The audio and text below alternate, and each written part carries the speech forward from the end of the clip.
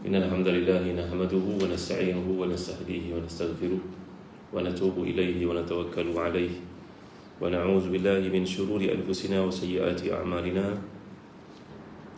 من يهده الله فلا مضل له ومن يضلل فلا هادي له اللهم صل وسلم وبارك على محمد وعلى آل محمد كما صليت وسلمت وباركت على إبراهيم وعلى آل إبراهيم في العالمين إنك حميد مجيد.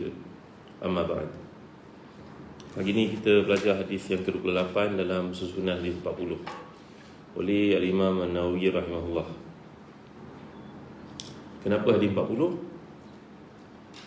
Kerana ada sebuah hadis yang menjelaskan mereka yang menghafaz 40 hadis akan dihimpun di akhirat nanti bersama dengan para nabi, para siddiqin, para salihin. Jadi hadis ini walaupun hadis yang lemah, tetapi bila menyebut tentang keutamaan beramal, kita menggalakkan umat Islam untuk beramal dengan perkara-perkara yang ada asasnya, mengingat perkara yang baik, mengingat pesan Rasulullah dan sebagainya. Baik ya, jadi hadis yang ke-28, an Abi Najih Al-Irbad bin Sariyah radhiyallahu an qala wa'azana Rasulullah sallallahu alaihi wasallam mau'izatan wajilat minha al-qulub wa dharifat minha al-uyun.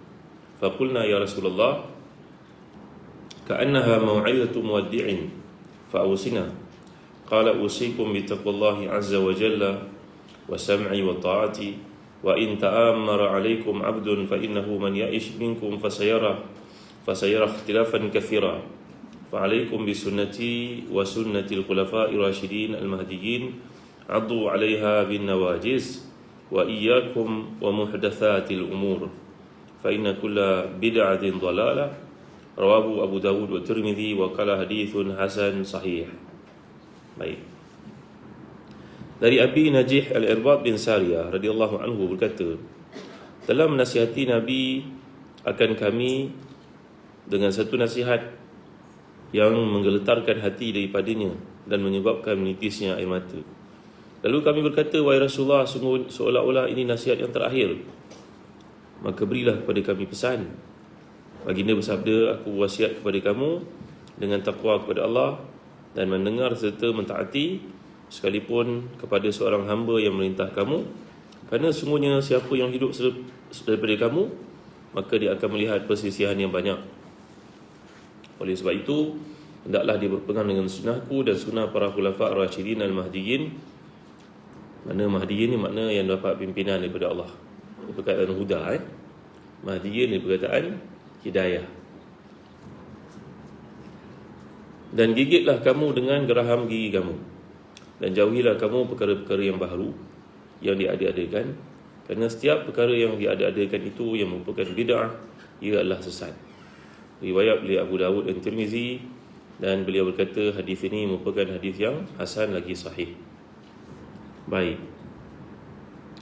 Hadis ini riwayat daripada Abu Dawud dan juga Tirmizi dari Abi Najih Al-Irbad bin Sariyah, seorang ahli suffah yang mendiami Masjid Madinah, terkenal sebagai seorang yang sangat rindu kepada Allah hingga dia pernah berdoa, wahai Tuhanku, aku telah tua, tulangku telah lemah, bawalah aku kepadamu. Maksudnya dia ingin mati, segera mati bertemu dengan Allah Taala. Baik Jadi kita baca penilaian hadis ini. Nilai hadis ini terletak pada kedudukannya sebagai salah satu hadis yang utama yang menegaskan dasar pokok bagi keaslian hukum Islam yang tidak mungkin dicampuri oleh manusia dan tidak boleh diada-adakan sebarang perkara ataupun satu ibadah atau adat yang dipertalikan dengan Islam dan dikatakan mengikut perintahnya, kerana agama telah cukup sempurna. Sebagaimana kata Abdullah bin Mas'ud, ittabi'u wa la tabtadi'u faqad kufitum, bukan kafaitum, kufitum. Jadi maksudnya, ikutilah kamu, jangan kamu berlaku bid'ah, kerana telah cukup bagi kamu Islam itu. Dan kata Ibn Umar radhiyallahu anhuma, kullu bid'atin dhalalah wa in ra'aha an-nasu hasanatan. Kata Abdullah bin Umar radhiyallahu anhuma, setiap bid'ah itu tetap menyesatkan walaupun semua manusia mengatakannya baik. Baik. Faham hadis ni? Hadis ni merupakan hadis antara yang terakhir pesan Nabi kepada para sahabat. Kerana pada waktu ini Nabi sudah gering sallallahu alaihi wasallam. Nabi sudah pun sakit, pingsan kadang-kadang, tidak boleh bangun, tidak boleh menjadi imam lagi, sampai Abu Bakar As-Siddiq radhiyallahu anhu yang menggantikan Rasulullah. Jadi para sahabat pun mengetahui keadaan Rasulullah SAW yang begitu uzur, maka mereka pun minta nasihat daripada Rasulullah SAW. Maka Rasulullah pun memberitahu kepada mereka bahawa inilah dia kehidupan. Bagaimana maksud Nabi? Sesiapa yang tinggal selepas ini kena bertakwa kepada Allah. Dan dengarlah, taatilah pemimpin kamu, walaupun yang memimpin itu tak ada kelulusan, tak ada kelayakan, orang yang serba sederhana. Jadi maksud hadis ini adalah fitnah akhir zaman. Kerana manusia di akhir zaman ni terlalu banyak berbeza-beza pandangan, berselisih. Semua mengatakan dia di pihak yang betul, orang lain salah. Maka kalau 10 orang bercakap, 10 orang kita mendengar pandangannya, mana satu yang betul? Pagi tadi kita buka WhatsApp, terima daripada kawan-kawan, macam-macam cerita, kita pun jadi confused, mana satu yang betul? Asal tak? Yang lebih malang lagi bila kita menyokong tanpa kita mengetahui asas dan juga dasar pijaan. Kita pula tolong menyebarkan benda yang tidak pasti. Kalau duduk baca Quran dah habis surah Al-Isra tadi. Nampak tak? Tapi kerana terlalu banyak melihat persisihan, sampai tak ada masa dengan Tuhan lagi. Maka inilah dia pesan Nabi kita sallallahu alaihi wasallam. Tiba ke akhir zaman terlalu banyak persisihan. Kita tak tahu mana satu yang betul, mana satu yang jelas. Semuanya nampak ada hujah konkret, betul kan? Dia buat datang fakta, yang ni pula pergi datang akhbar luar negara. Betul kan? Yang ni pula pergi cerita ada bukti-bukti orang dah pencen itu, orang dah pencen ini, cakap macam betul pula. Baik, kita dengar lagi penjelasan hadis ni. Perkara yang diwasiatkan tentang sunnah dan juga bid'ah. Menurut keterangan dari Ibad, bahawa Nabi telah beri nasihat kepada mereka selepas sembahyang subuh, satu nasihat yang sangat berkesan hingga menyebabkan hati mereka geletar dan menitis air mata. Lalu mereka berkata, wahai Rasulullah, seolah-olah ini nasihat yang terakhir, sebab itu berilah satu nasihat kepada kami untuk panduan. Maka Nabi pun terus memberi nasihat yang lain yang mengandungi pengajaran kepada mereka dan kepada sekalian umat Islam dengan sabdanya, aku pesan kepada kamu dalam takwa kepada Allah dan mendengar dan taat walaupun kepada hamba yang memerintah kamu. Jadi takwa kepada Allah ini berarti melihara diri pada perbuatan yang menyebabkan terkena bencana di dunia dan juga akhirat.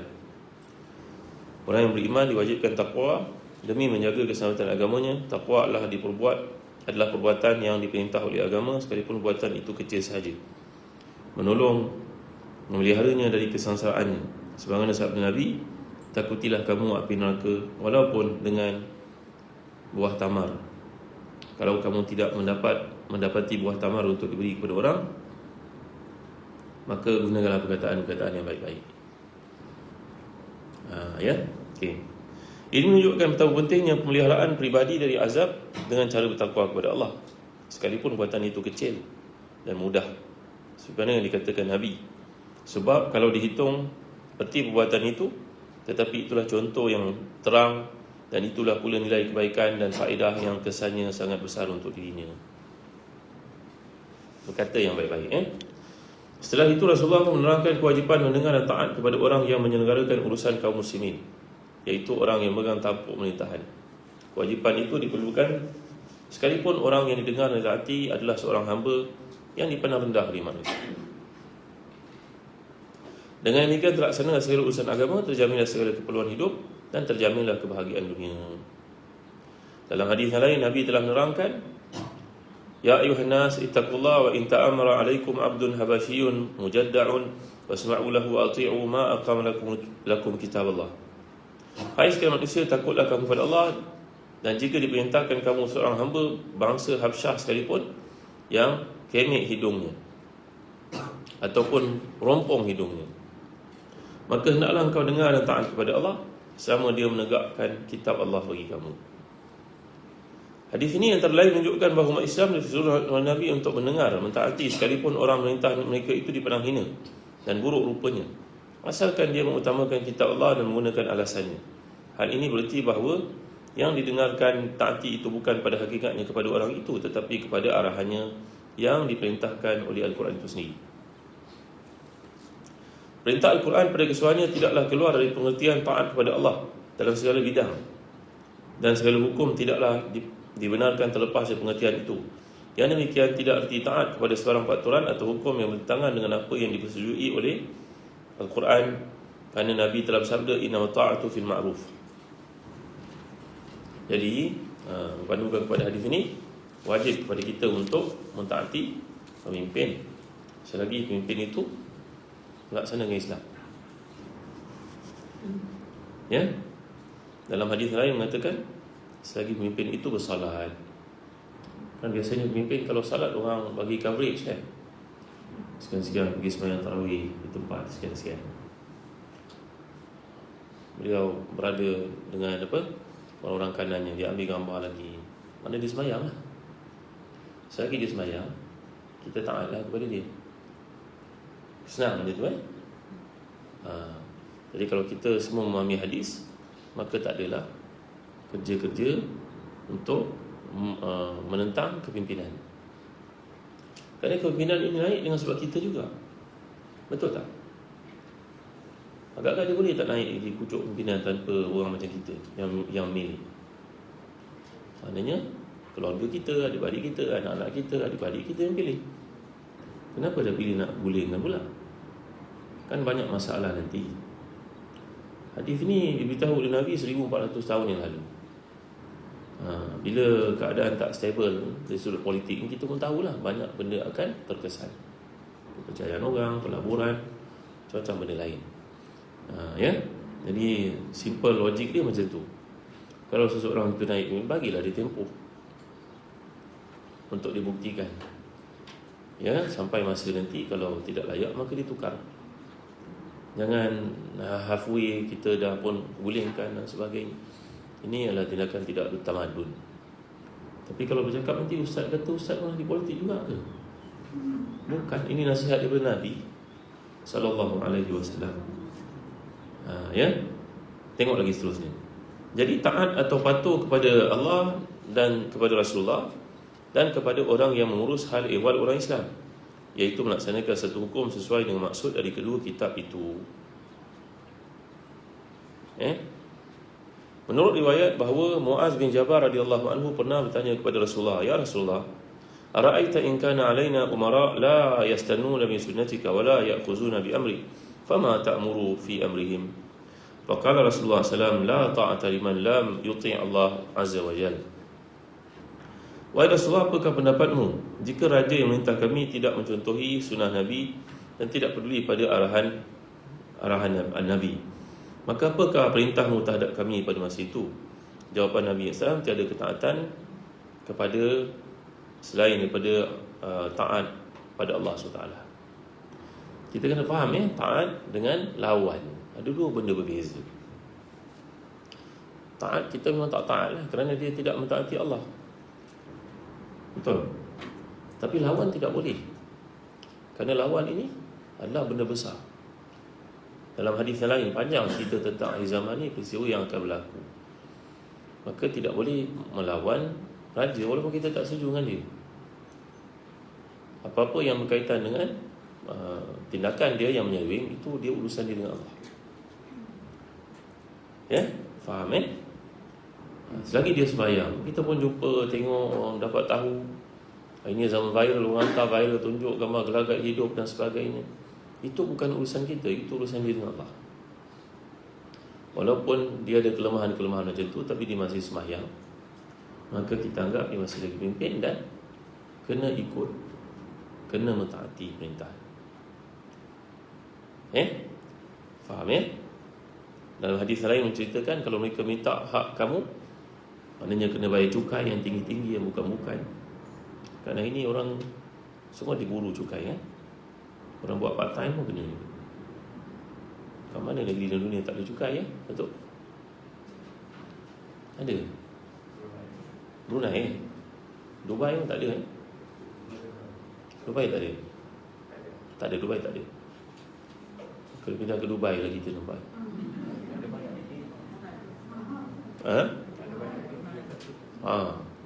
Mahal, nilai kehidupan beza 3 kali ganda daripada kita. Tapi pendapatan 10 kali ganda daripada pendapatan di sini. Okey. Ya. Dalam hadis mengatakan, kalau mereka mengambil hak kamu, mintalah kepada Allah hak kamu. Wasallallahu haqqakum. Walaupun dia pukul belakang kamu, akan berlaku perkara seperti itu. Kabarnya orang dekat bahagian-bahagian tertentu tu punya komisen kalau beritahu, Datuk ni, Ustaz ni ada pendapatan banyak, nanti dia datang tanya.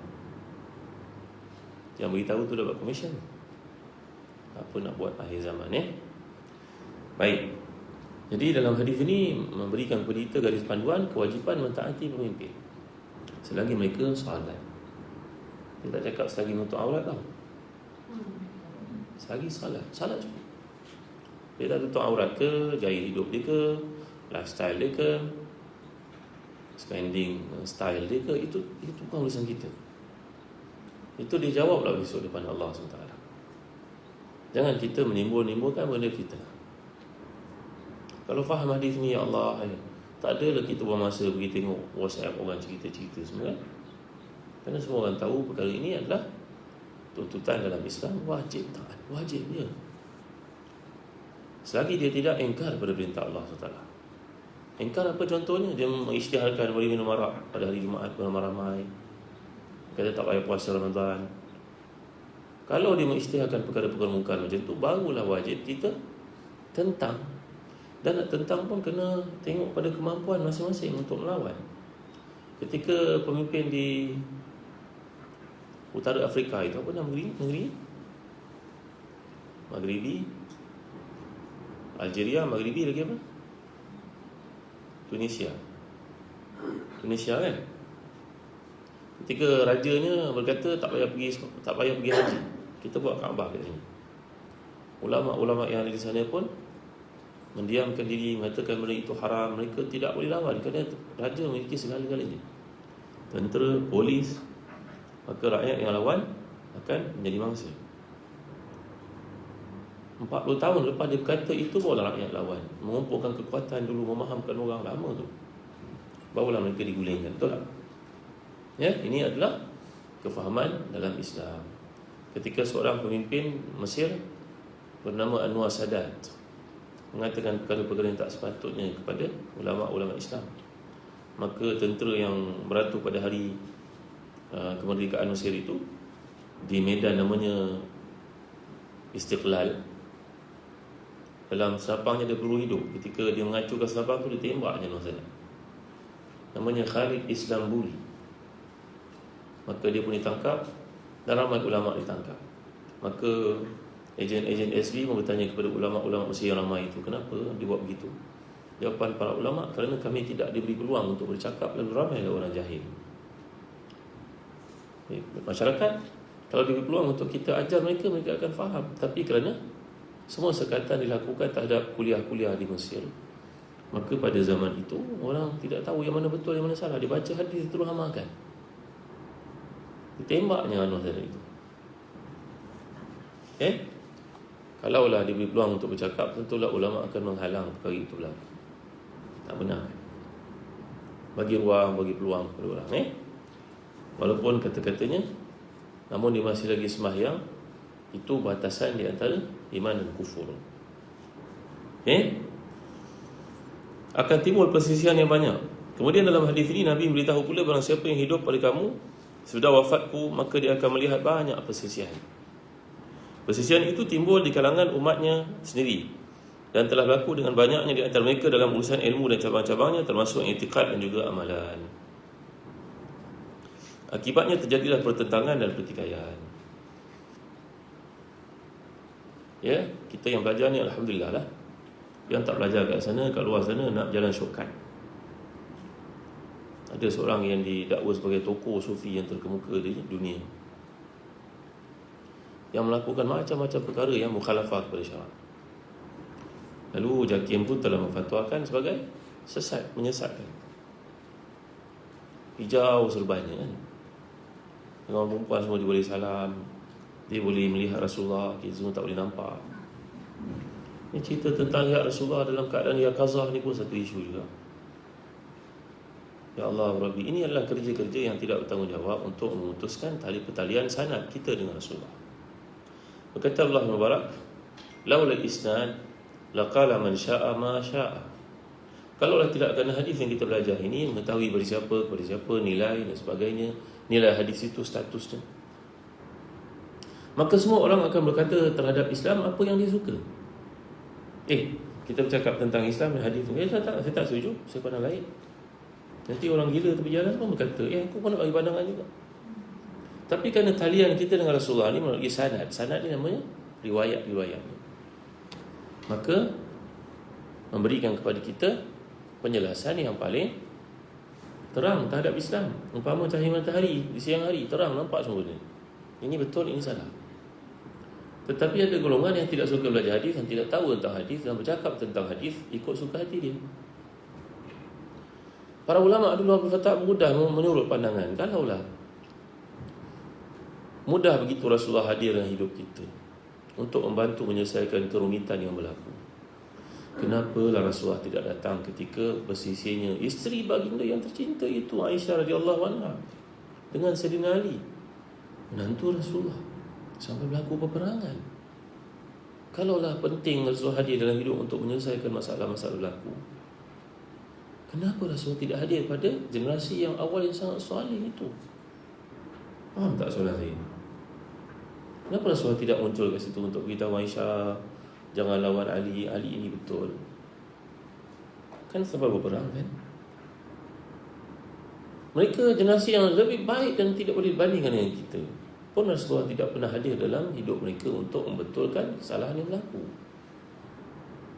Ini kita pula 1400 tahun amalan pun tak seberapa, hati pun kotor. Agak-agak munasabah ke Rasulullah datang untuk beritahu, Zazan salah macam kau ni. Bahkan dalam mimpi mengkaitkan Rasulullah pun tak digagakkan kita cerita dengan orang.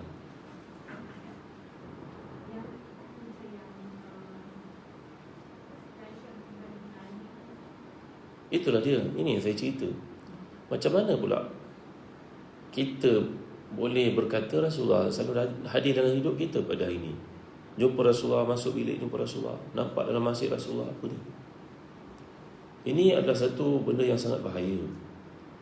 Kata Imam Az-Zuhri, ini adalah satu cara untuk mengatakan seolah-olah Rasulullah tidak menyempurnakan tanggungjawab Rasulullah dalam hidupnya untuk menyampaikan semua tentang Islam, menyebabkan baginda kena hadir lagi untuk beritahu benda-benda yang tertinggal. Macam tu ke? Faham tak ibu-ibu? Kita orang belajar kan, kita baca hadis. Kat luar sana tak ada, dia tak belajar, dia ikut fikirannya. Islam ni tak boleh ikut fikiran. Islam ni ada aspek namanya ta'abudi. Ta'abudi maknanya benda yang ibadah, tak boleh bersoal. Kalau kita pakai khuf tahu khuf? Khuf ni satu kasut kulit yang dibenarkan pakai di negara sejuk, kerana air yang terlalu sejuk nak basuh kaki payah. Jadi kalau kita pakai khuf, namanya stokin kulit. Stokin kulit kat Pakistan pakai, kat Jordan, kat Mesir, kat Madinah, sejuk. Jadi bila dia angkat sembahyang di rumahnya contohnya, kemudian dia pun pakai stokin khuf itu, kulit itu. Nanti kalau dia terbatal wuduknya selepas dia pakai, maka dia tidak perlu menanggalkan stokin itu. Dia basuh semua anggota yang wajib. Tiba bahagian kaki, dia sapu di bahagian atas kaki itu. Faham kaki macam ni kan? Maka disapu di atas. Sapu sikit saja air, bukan pergi turunkan air, bukan. Ambil air sikit kat paip, sapu kanan kiri. Ya, semua mazhab. Semua mazhab, ya betul. Sayyidina Ali pernah berkata mengulas peristiwa ini, kalaulah agama ni ikut akal, kenapa kita kena sapu bahagian atas kaki? Kan bawahnya yang kotor. Tapi itu namanya ta'budi. Bila ta'budi, Allah sebut begitu, Nabi sebut begitu, kita punya polisi sami'na wa ata'na, sudahlah. Tapi golongan ini dia tak belajar ni semua, maka tiba-tiba dia mendakwa Rasulullah hadir. Memanglah semua benda Allah boleh buat. Innama amruhu idza arada syai'an an yaqula lahu kun fayakun. Hukum dari sudut kekuasaan Allah, boleh tak Allah hidupkan ibu kita yang telah meninggal dunia sekarang berada depan mata kita? Boleh tak? Tak hukum asal, boleh tak? Boleh tak? Boleh. Tapi dia tidak berlaku. Kerana dalam Islam ni ada sunnatullah, ada syariatullah. Sunnatullah ni adalah benda yang bersifat logik. Ahmad adalah seorang Muslim, di pencen dia tak ada kerja, dia pun tanam sayur dekat satu bahagian tanah ni. Dia berkata, aku orang Islam, betul Allah akan bela aku. Aku biar je tanah sayur ni biar dia hidup sendiri. Boleh tak? Boleh tak? Aku orang Islam. Acung tak pernah pun mengucap syahadah. Dia tanam sayur di sebelah Ahmad, tapi dia baja, dia jaga, dia siram, dia engage, hire orang Bangladesh untuk jaga kebun. Jadi tak Acung ni? Ni Ahmad ni dia. Ya, aku Islam, come on lah. Tak boleh. Dia kat dunia ni ada dia punya logik, undang-undang logik dia, rules of logic dia. Faham? Jadi benda yang logik ini tidak boleh kita sewenang-wenangnya mengatakan sebaliknya. Jadi balik pada cerita Rasulullah SAW ini adalah golongan tak bertanggungjawab. Ini adalah golongan akhir zaman, datang tanpa ilmu, bercakap tak ada Islam apa yang dia suka. Dia tak membaca ni semua, dia guna fikiran dia semua. Alangkah memalukan orang Islam cakap benda-benda merapu macam ni. Dan video pada zaman sekarang mudah untuk orang lain pun tengok. Orang bukan Islam pun tengok, apa dah pelik sangat orang Islam. Lebih malang lagi, orang demikian kena pakai pakaian ulama, serban, jubah. Orang macam saya ni tak ada can lah. Tak dipanggil tuan guru. Tak minta pun, tak layak pun. Dulu orang dapat gelar tuan guru ni kerana buka pondok, susah payah. Anak muridnya ribu-ribu orang ramai, ikhlasnya. Tuan-tuan guru dulu kalau orang pergi belajar, bukan dia dapat duit, dia bagi orang duit. Dia macam wakil rakyat. Kan? Tuan-tuan guru dulu baru ajak pegang gelaran tuan guru. Tapi hari ini muda-muda dah jadi tuan guru.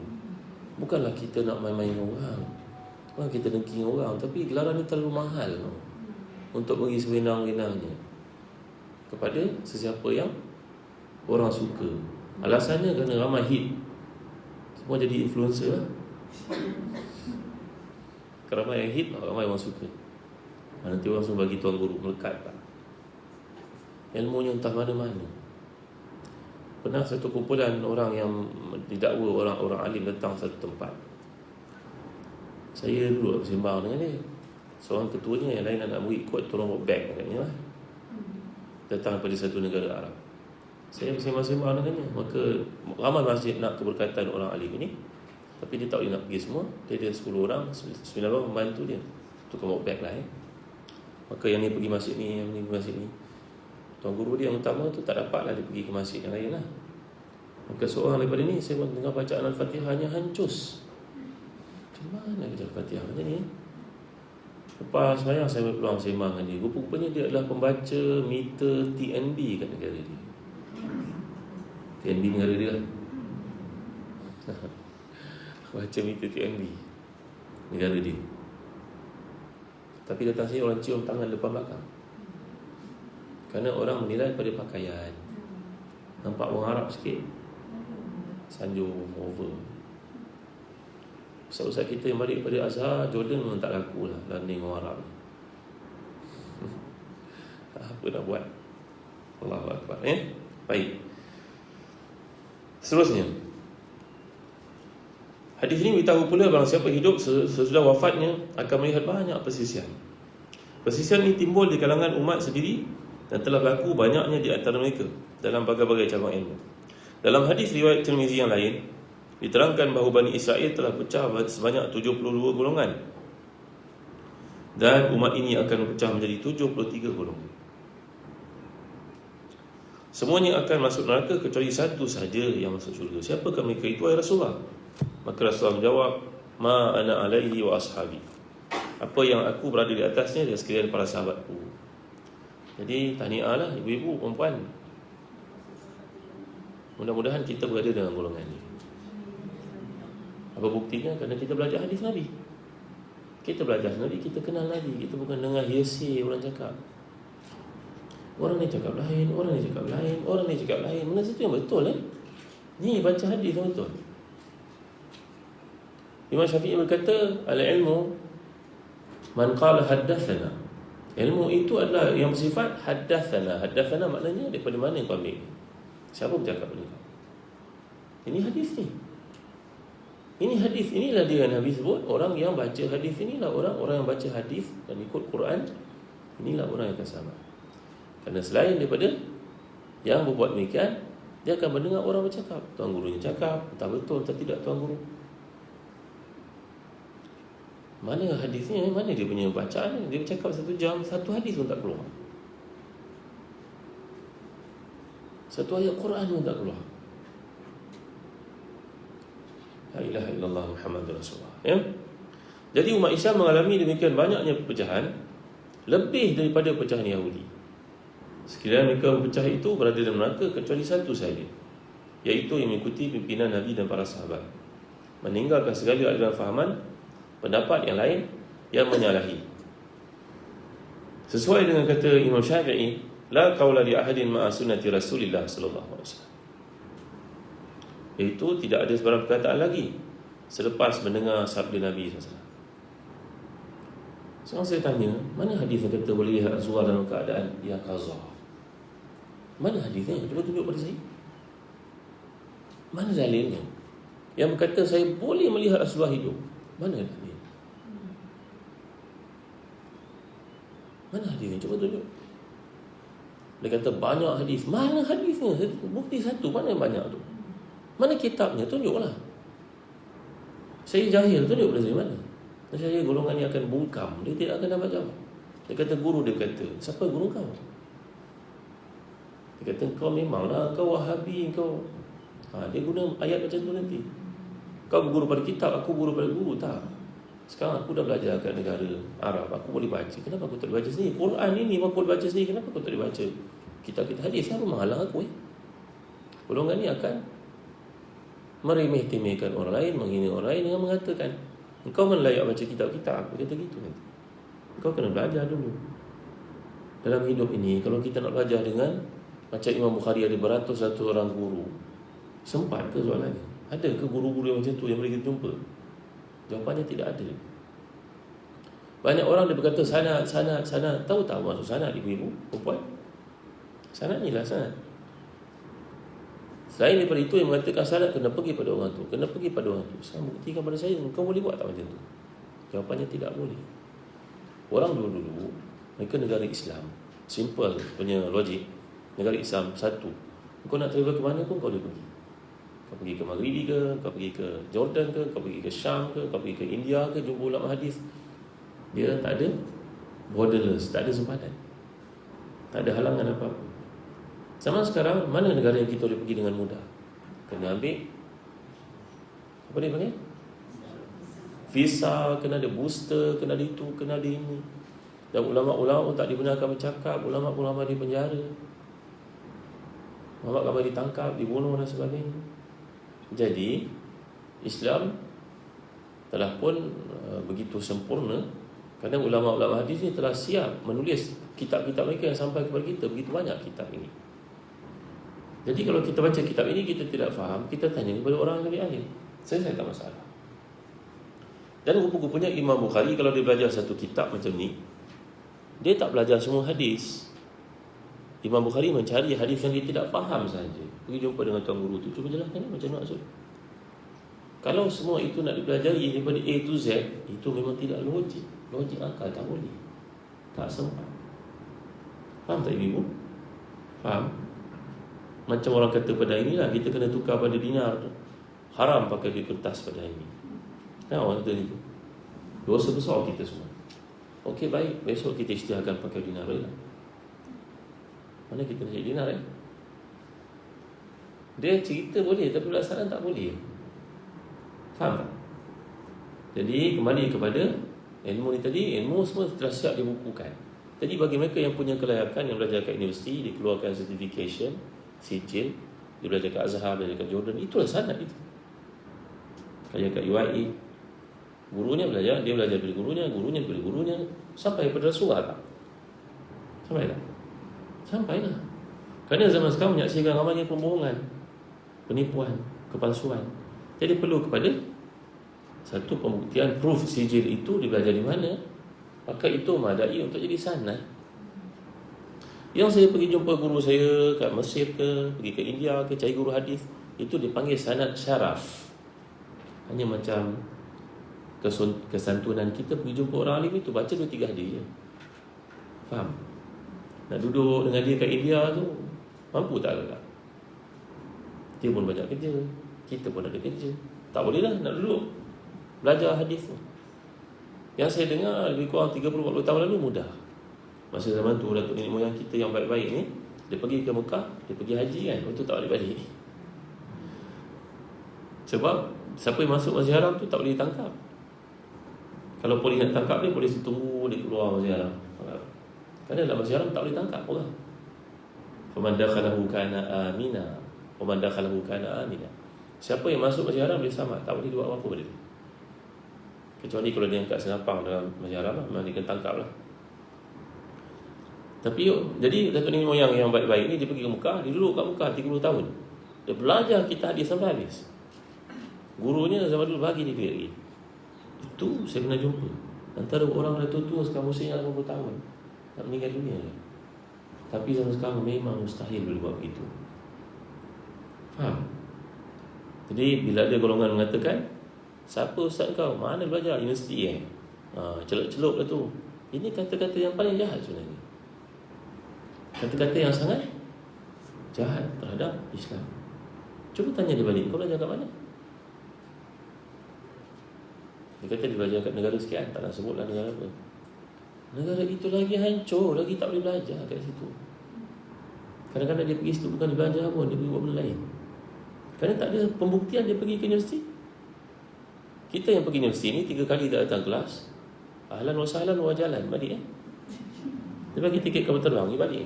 Kau tak nak belajar awak kau datang sini Maghribi, Morocco, dia main kau. Dia tendang dia balik. Jordan boleh, Madinah boleh tak agak? Mesir tu yang macam tu pun memang tak boleh. Kamu tak boleh periksa, sila ahlan wa sahlan wa jalan, balik. Tapi ada negara yang tak ada sistem macam tu.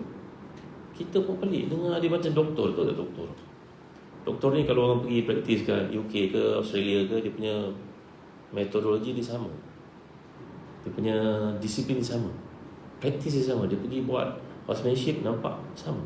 Tapi yang balik daripada Korea contohnya, atau balik daripada Russia, maka doktor-doktor yang lain pun rasa kekok. Macam mana dia buat ini? Kenapa dia prescribe lain kan? Macam itulah kita juga ustaz. Kalau kita belajar di sini yang sama, ke mana saja, kerana ilmu daripada Rasulullah kepada para sahabat, kepada anak-anak sahabat, tabi'in dan sebagainya, sampai kepada kita sama. Tengoklah orang balik Madinah ke, ada beza-beza pandangan. Balik pada Jordan, ada beza-beza pandangan, betul. Tapi asas dia semua sama. Tapi yang pelik ni bila dia cakap, kita pun rasa pelik. Mana tu jangan aku pakai? Orang doktor tahu tau, oh ni bukan doktor, ni doktor bogus ni. Dan orang dia bercakap je kita dah tahu ni apa ni kan. Betul tak? Macam tu. Tapi oleh kerana bidang agama ni dia tak ada professional body yang jaga untuk bagi dia title, maka ramailah yang suka bawa gelaran ini. Ada seorang training tentera di suatu negara barat. Dia balik umur dekat pencen, dia pencen. Terus pakai serban jubah, terus mengajar kat masjid-masjid. Pandai bercakap. Dia menghafal ceramah seorang ustaz yang glamour. Lepas tu dia sampaikan exactly the same.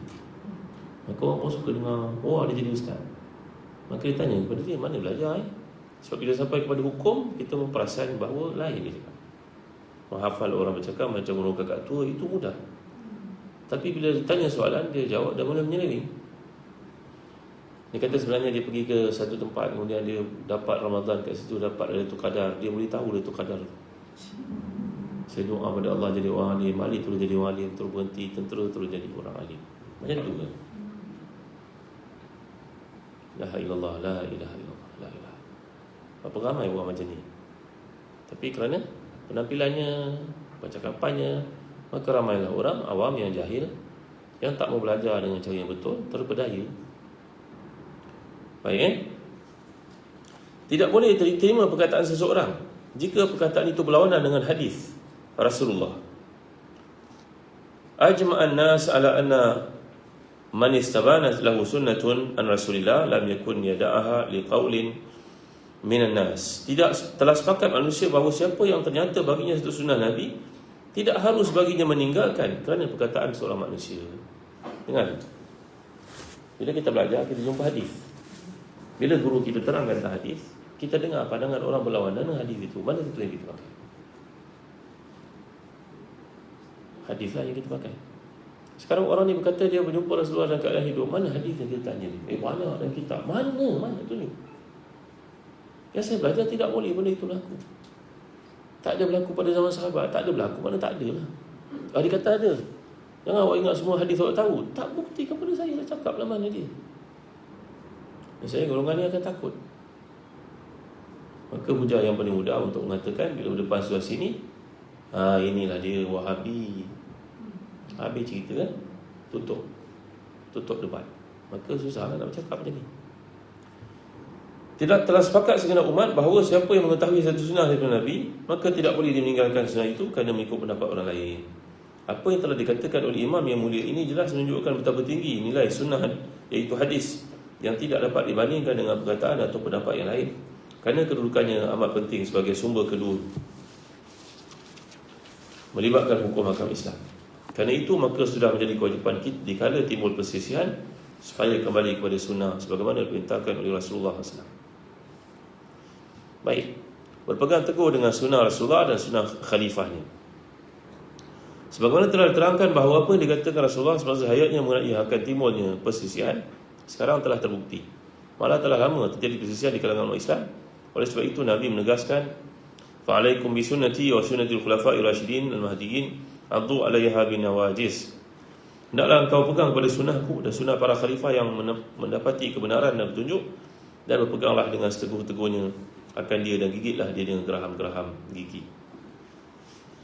Baik, jadi Rasulullah SAW berpesan supaya kita ikut Rasulullah dan para sahabat. Siapa para sahabat tu?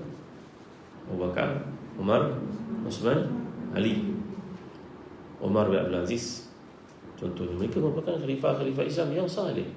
Walaupun Umar bin Abdul Aziz itu tabi'i, dia bukannya sahabat. Khulafaur Rasyidin itu disebut dalam versi plural, yang menunjukkan masih akan ada lagi khalifah-khalifah yang saleh, raja-raja yang saleh. Ikut mereka. Jadi kembali kita kepada topik ini, kita melihat Sayyidina Umar telah pun menggalakkan, mengumpulkan umat Islam untuk sembahyang tarawih secara berjemaah, padahal Nabi tak pernah melakukannya. Betul? Nabi zaman Nabi tidak ada sembahyang tarawih berjemaah kecuali 1-2 malam saja Nabi melakukannya, lepas tu Nabi tinggalkan.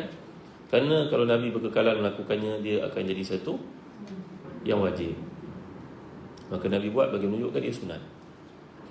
Maka lepas wafatnya Abu Bakar, Khalifah Umar naik, beliau melihat umat Islam bersembahyang banyak grup di Masjid Nabawi itu, maka baginda telah memerintahkan Ubay bin Ka'ab untuk menjadi imam tarawih, dikumpulkan orang Islam. Ini merupakan satu bid'ah, tetapi bid'ah yang diiktiraf oleh Rasulullah dengan sabda baginda, kamu ikutlah sunnah aku dan juga khalifah-khalifah yang datang sebab. Begitu juga Sayyidina Uthman bin Affan radhiyallahu anhu. Tak kala beliau menjadi khalifah, beliau telah menjadikan azan Jumaat itu 2 kali. Pada zaman Nabi hanya sekali saja, Jumaat. Tapi Uthman telah menjadikan 2 kali. Pertama menandakan waktu Jumaat masuk, zuhur. Kedua menandakan khutbah akan bermula. Ini juga satu bid'ah, tapi bid'ah yang menunjukkan kepada kewajaran diikuti kerana beliau merupakan orang yang sangat terhormat dalam Islam. Tapi bagi kita yang datang 1400 tahun kemudian, kita buat satu benda yang menambah nilai Islam. Agak munasabah tak? Itu yang tak munasabahnya. Para ulama Islam macam Izzuddin bin Abdul Salam dalam kitabnya Qawaidul Ahkam menjelaskan bid'ah itu ada banyak kategori. Ada bid'ah yang bersifat wajib. Wajib, ya. Ada bid'ah bersifat sunat. Ada bid'ah bersifat harus. Ada bid'ah bersifat haram. Apakah yang wajib itu? Tuan Guru Izzuddin bin Abdul Salam mengatakan macam orang belajar tajwid. Zaman Nabi tak ada belajar tajwid. Zaman tajwid ini hanya berlaku pada zaman kemudian bila ramai orang bukan Arab yang masuk Islam. Mereka punya lidah tidak sama dengan orang Arab. Maka ulama-ulama Islam telah membuat modul bagaimana menyebut huruf dengan baik, belajar nahwu, saraf dan sebagainya. Jadilah ia satu ilmu yang tidak pernah ada pada zaman Nabi. Maka ia adalah satu benda yang wajib. Bila kita nak baca Quran, kita kena belajar tajwid dan hukumnya dia wajib. Zaman Nabi tidak ada. Memang tidak ada Nabi buka kuliah tajwid. Ada ke? Tak ada. Orang Arab semua bercakap dengan fasih. Ya. Jadi bid'ah yang dimasukkan sesat ni adalah benda-benda yang kita tambah terhadap Islam. Macam pandangan-pandangan Syiah, pandangan Murji'ah, pandangan Khawarij, yang menambah perkara-perkara yang dalam Islam. Qadianiyah, Bahai, Qadiani yang mendakwa adanya Nabi lepas Rasulullah. Inilah dia golongan-golongan bid'ah.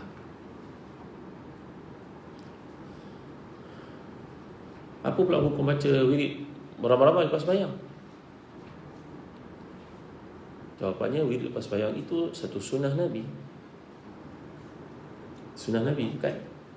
Dan kita belajar untuk membaca bersama-sama supaya ingat dan boleh amalkan bersama-sama. Dalam fatwa Kerajaan Negeri Pulau Pinang memfatwakan, kalau jadi imam, kita punya pengikut semua tak biasa beramalkan zikir, tak ingat, kita boleh baca, tapi jangan ganggu orang yang masih sembahyang. Bagus fatwanya. Kalau semua orang dah tahu zikir itu, perlahankan saja cukup.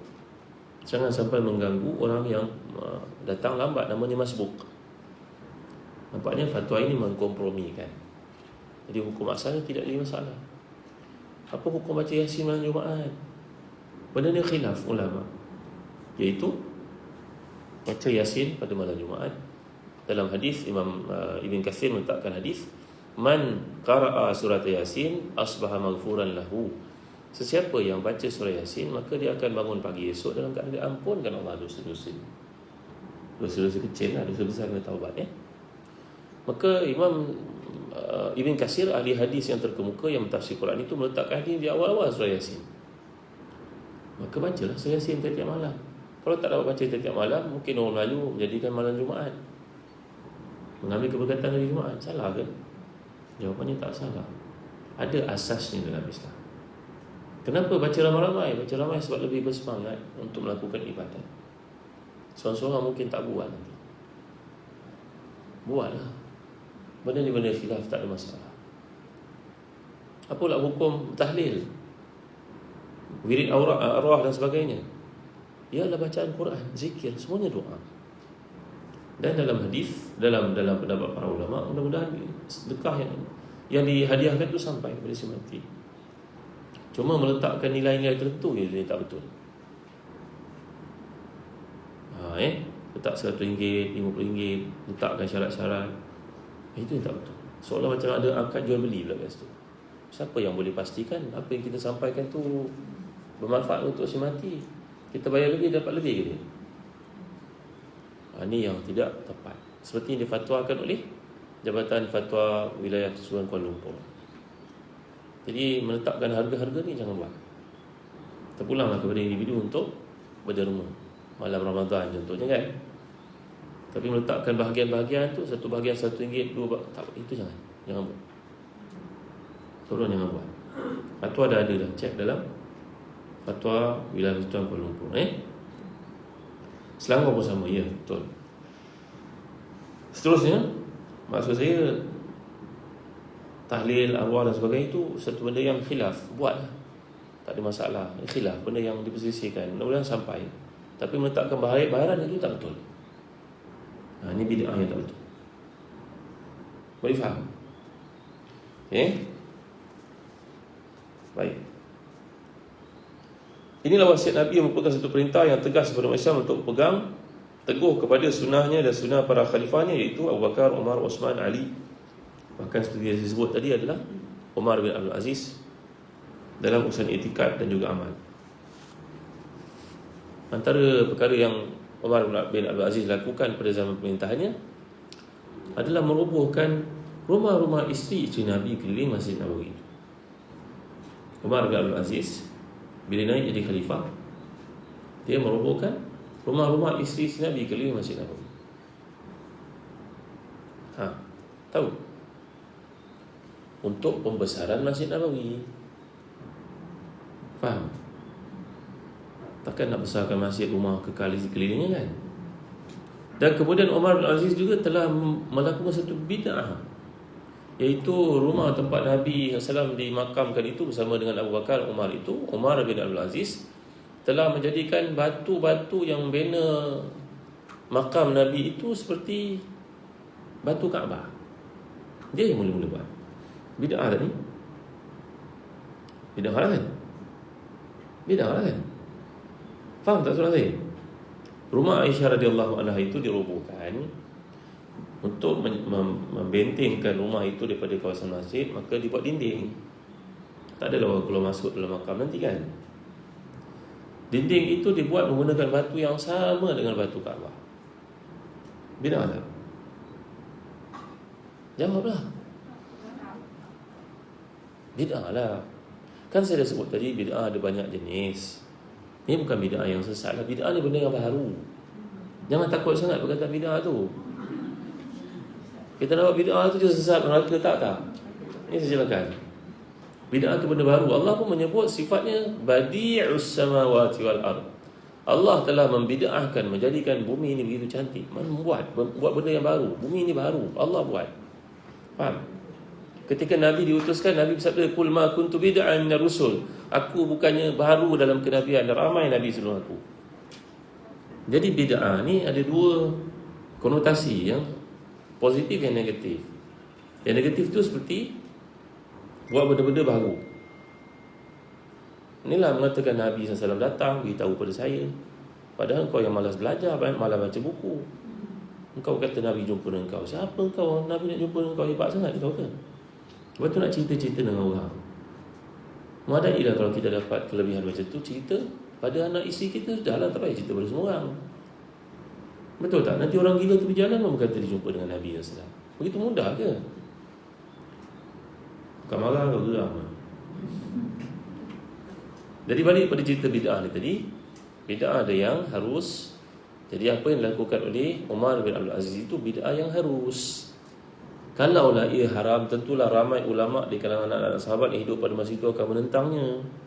Mereka orang yang sangat bagus pemikirannya, orang sangat bijak, sangat dekat dengan Rasulullah, sangat alim. Tentu mereka akan menentang, betul tak? Apa ni buat batu sama dengan Kaabah, nak sembah ke? Tentu mereka akan tentang. Tapi mereka generasi yang sangat baik selepas dari sahabat, mereka membiarkan mereka menandakan dia betul. Faham? Tapi Umar bin Abdul Aziz mengelakkan ia menjadi seperti Kaabah. Maka Umar bin Abdul Aziz telah menjadikan sisinya sebanyak 5. Kalau 4 ni macam Kaabah kan. Jadi Umar bin Abdul Aziz telah menjadikan sisi makam Nabi ini mempunyai 5 sudut, bagi mengelakkan nanti orang-orang datang kemudian beranggapan dia sama macam Kaabah, dindingnya sama dengan Kaabah, dia macam Kaabah kat Madinah pula. Maka Umar bin Abdul Aziz telah menjadikan dindingnya sebanyak 5 sudut. Juga satu bid'ah. Tapi bid'ah itu diterima oleh orang-orang yang sangat hebat pada masa itu.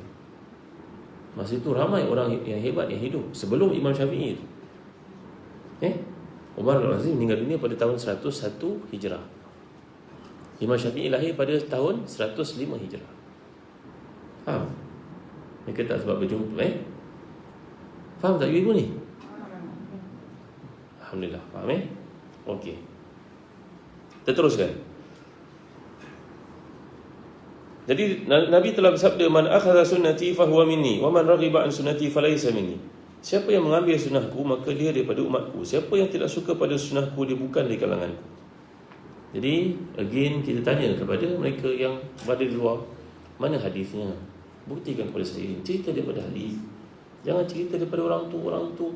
Mana hadisnya? Kerana periwayatan telah pun berakhir.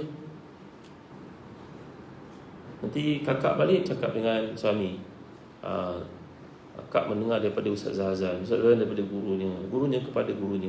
Itu ilmu sudah berakhir sekarang. Ini yang saya maksudkan, sanad dah berakhir. Yang kita sebut sekarang hadis ni, yang kita baca ni. Faham? Ya? Jangan kita sebut Datuk kepada Ustaz Zahazan, kepada guru Ustaz Zahazan, kepada guru Ustaz Zahazan, kepada. Benda tu dah tidak hampir-hampir tidak berlaku dah sekarang. Kerana keadaan perkembangan manusia yang ada pada hari ini. Universiti yang telah dibina pada hari ini. Faham? Okey.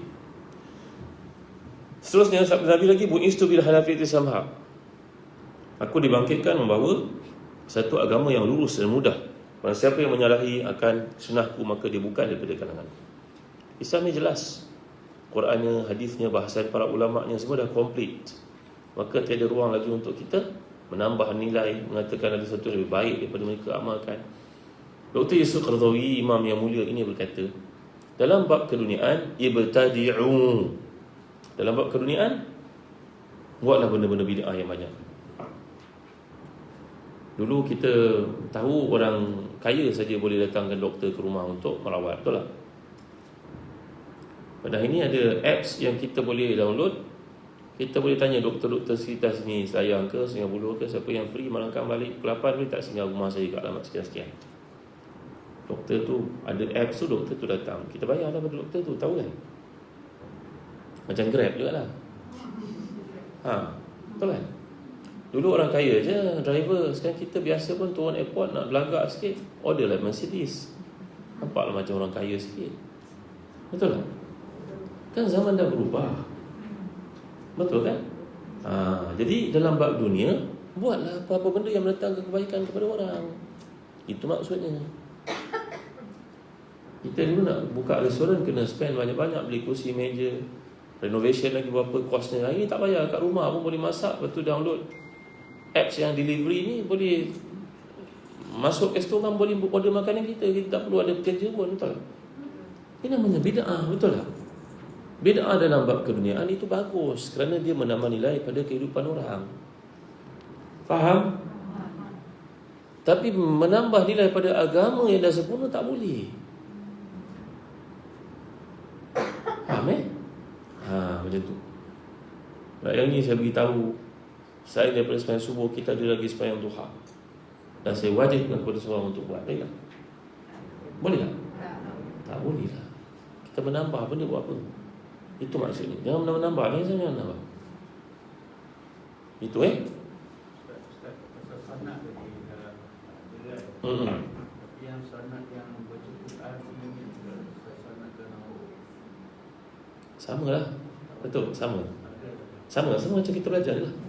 Sanad tu tinggal lagi Quran kena baca talaqi musyafahah. Sebutan kena betul kan. Jadi guru kita itu kita baik sangka dia pernah belajar daripada gurunya daripada Rasulullah. So, macam kita belajar hadis juga. Cuma hadis tidak diktit macam tu detail. Kerana kita belajar umum. Tapi kalau Quran perlu kepada sebutan. Makhraj. Maka itu sebab dipanggil sanad. Jelas Jadi sanad ni dipanggil syaraf saja. Satu macam istilahnya apa dipanggil? Satu syaraf kemuliaan. Sebenarnya sanad dalam kata yang sebenar-benarnya ilmu itu hampir-hampir tiada lagi pada hari ini. Kerana sebab-sebab yang telah saya jelaskan. Perkembangan manusia, zaman, dan tidak ada lagi orang yang free nak mengajar kita macam dulu-dulu kan. Okey? Dah berapa jam ni? Dah ada waktu dah. Jadi kita berhenti kat sini InsyaAllah sambung pada waktu yang lain. Wallahu a'lam. Sallallahu alaihi wasallam wa ala alihi wasallam. Walhamdulillah rabbil alamin. Allahumma fil lana dhunubana wa li walidina warhamhum kama rabbana shighara. Allahumma ati nufusana taqwaha wa zakkiha anta khairu man zakkaha anta waliyuha wa mawlaha bi rahmatika ya arhamar rahimin. Rabbana la tuzigh qulubana ba'da idh hadaytana wa hab lana min ladunka rahmatan innaka antal wahhab. اللهم انفعنا بما علمتنا وعلمنا ما ينفعنا وزدنا علما يقربنا إليك يا رحمن وناتنا في الدنيا حسنة وفي الآخرة حسنة وقنا عذاب النار وصلى الله على سيدنا محمد وعلى آله وصحبه وسلم والحمد لله رب العالمين.